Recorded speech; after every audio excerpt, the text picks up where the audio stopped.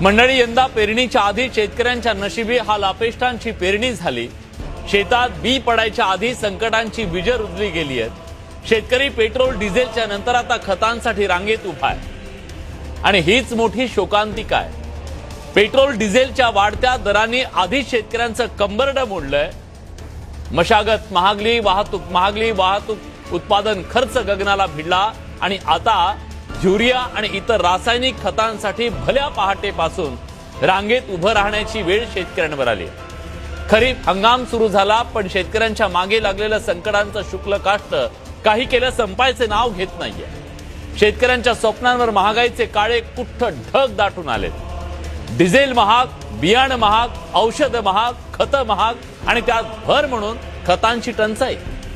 खताच्या दुकानांच्या बाहेर लागलेल्या या अंतहीन रांगा खतासाठी आहेत। आणखी संतापजनक बाब यातली ही आहे की संकटाच्या या काळात सुद्धा काही साठेबाज आणि काळा बाजार करणारे शेतकऱ्यांच्या विवंचनेवर नफा कमवू पाहतायत। एका बाजूला शेतकरी कर्जाच्या ओझ्याखाली दबला गेलाय, दुसऱ्या बाजूला काही जण त्याच्या घामातून सोनं कमावतायत। म्हणूनच खतांच्या काळा बाजारात करणाऱ्यांवर कठोर कारवाई व्हायला हवी। केवळ नोटिसा, पंचनामे किंवा कागदी कारवाई पुरेशी नाहीये।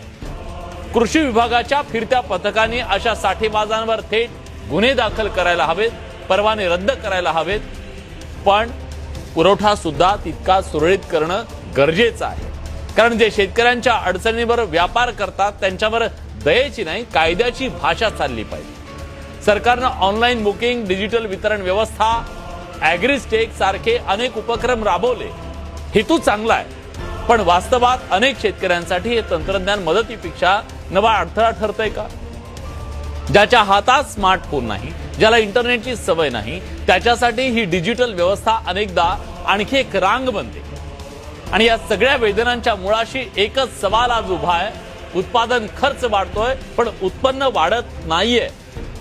शेतकरी प्रत्येक हंगामात अधिक पैसा गुंतवतो, अधिक जोखीम घेतो, निसर्गाशी झुंजतो, बाजाराशी झुंजतो, व्यवस्थेशी झुंजतो, पण शेवटी त्याच्या मालाला मिळणारा भाव मात्र त्याच्या घामाचा, कष्टाचा आणि त्यागाचा सन्मान करत नाही। म्हणून आज गरज केवळ खतांच्या रेशनिंगची नाही, केवळ बैठका, आढावे, घोषणांची नाही। शेतकऱ्याला हवी आहे पुरेशा खतांची हमी, काळा बाजार मुक्त व्यवस्था आणि सगळ्यात महत्त्वाचं उत्पादनावर, खर्चावर आधारित हमी भावाची ठोस आणि कायदेशीर खात्री। तरच इथला शेतकरी जगू शकेल।